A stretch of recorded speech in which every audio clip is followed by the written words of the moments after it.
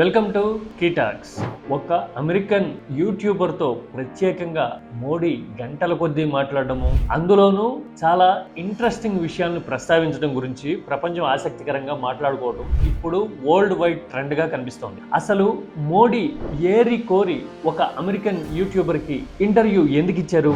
అసలు మోడీ టార్గెట్ ఏంటి? అందులో ప్రస్తావించిన అంశాల వెనుక అసలు కోణం ఏంటి? డీటెయిల్గా చూద్దాం. Don't forget to subscribe కీటాక్స్.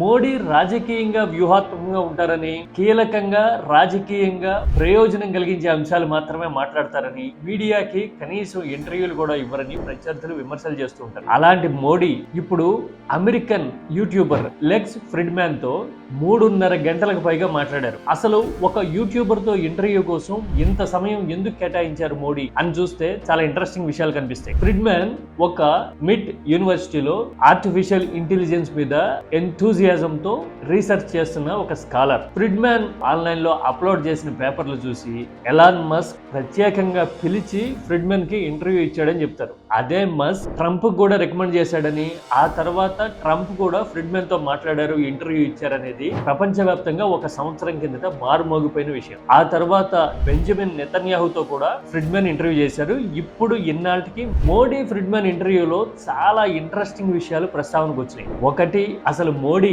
RSS వైపు ఎలా ఆకర్షితులయ్యారు, మోడీ సొంత గ్రామం వాద్నగర్ లో పరిస్థితులు ఎట్లా ఉండేవి అనే విషయాలతో మొదలుపెట్టి చాలా రోజుల తర్వాత గోధ్రా మత ఘర్షణలు కూడా మోడీ ప్రస్తావించారు. అసలు కరసేవకులున్న రైలుని కాల్చేయడం అనేది, తగలబెట్టడం అనేది సారో ఆఫ్ అన్ఇమాజినబుల్ మ్యాగ్నిట్యూడ్ అనే వర్డ్తో మోడీ ప్రత్యేకంగా ప్రస్తావించారు. వీటితో పాటు రష్యా ఉక్రెయిన్ యుద్ధాన్ని ప్రస్తావిస్తూ, నేను రష్యా నాయకుడు పుతిన్ కి ప్రత్యేకంగా చెప్తున్నా, అలాగే మై బ్రదర్ జెలెన్స్కీకి నా విజ్ఞప్తి అంటూ ఉక్రెయిన్ మీద ఒక సింపథెటిక్ టోన్ లో మాట్లాడడం అనేది ఇందులో ఒక సిగ్నిఫికెంట్ ఇష్యూ. దీని తర్వాత ఎలాన్ మస్క్ గురించి ప్రస్తావన వచ్చింది. అలాగే అమెరికా అధ్యక్షుడు డొనాల్డ్ ట్రంప్ మరణాన్ని జయించిన బలమైన నాయకుడు అని మోడీ ప్రత్యేకంగా ప్రస్తావించారు. ఎన్నికల సమయంలో అసాసినేషన్ జరిగితే తట్టుకొని నిలబడడం అనేది ఒక సిగ్నిఫికెంట్ విషయమని, ట్రంప్ ప్రపంచ గతిని మారుస్తారని మోడీ అభిప్రాయాన్ని వ్యక్తం చేయడం అందులో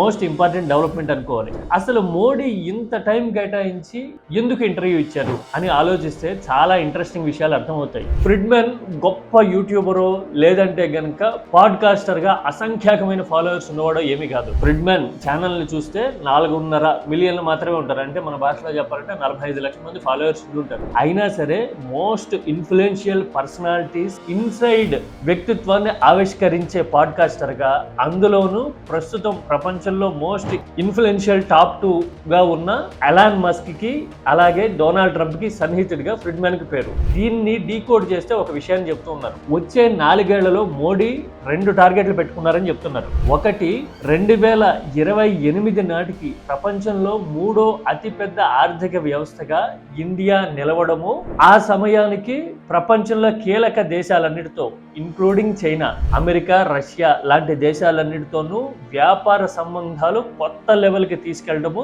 అవసరమైతే దానికోసం టాక్సేషన్ విధానాల్ని మొత్తం రీడిఫైన్ చేయడం. ఇప్పుడు టెస్లా వస్తుంటే ఇండియన్ టాక్సేషన్ సిస్టమ్ ని రీడిఫైన్ చేస్తున్నట్టుగా. దీంతో పాటు ఐక్యరాజ్య సమితి సెక్యూరిటీ కౌన్సిల్లో భద్రతా మండలిలో శాశ్వత సభ్య దేశంగా భారత్ ని నిలబెట్టడానికి అమెరికా మద్దతు కూడగట్టడము అనే లక్ష్యాన్ని మోడీ పెట్టుకున్నట్టుగా చెప్తున్నారు. దీనికోసం ఇమేజ్ మేకోవర్ లో భాగంగా మోడీ ఈ పాడ్కాస్ట్ ఇచ్చినట్టుగా చెప్తూ ఉన్నారు. అంటే వచ్చే ఎన్నికల నాటికి, అంటే 2029కి ముందే అంతర్జాతీయ నాయకుడిగా తనను తాను ఎస్టాబ్లిష్ చేసుకోవడంతో పాటు తన నాయకత్వం వల్ల ఇండియాకి ఏం ప్రయోజనం కలిగింది అంటే ఈ రెండు. ఒకటి, 3వ అతిపెద్ద ఆర్థిక వ్యవస్థ, రెండోది ఐక్యరాజ్య సమితిలో భద్రతా మండలిలో శాశ్వత సభ్యత్వం పొందిన దేశంగా నిలపాలి ఇండియాని అనే లక్ష్యాల మీద మోడీ పనిచేస్తున్నట్టుగా చెప్తున్నారు. 3.5 గంటలు ఉన్న ఈ ఇంటర్వ్యూని మీరు చూస్తే కనుక కొత్త విషయాలు అర్థమయ్యే అవకాశం ఉంటుంది. మోడీ, బీజేపీ అనుసరించే రాజకీయ విధానాల మీద మీకు ఎలాంటి అభిప్రాయం ఉన్నా ఈ పాడ్కాస్ట్ చూస్తే మాత్రం జాతీయ, అంతర్జాతీయ విషయాల మీద ఒక న్యూ డైమెన్షన్ అయితే ఆవిష్కృతమయ్యే అవకాశాలు ఖచ్చితంగా ఉన్నాయి. మోడీ వ్యూహం మీద రాబోయే 3-4 ఏళ్లలో జాతీయంగా, అంతర్జాతీయంగా ఇండియా పోషించబోయే పాత్ర మీద మీరేమంటారు? మీ అభిప్రాయాన్ని కామెంట్లో చెప్పండి. Don't forget to subscribe కీటాక్స్.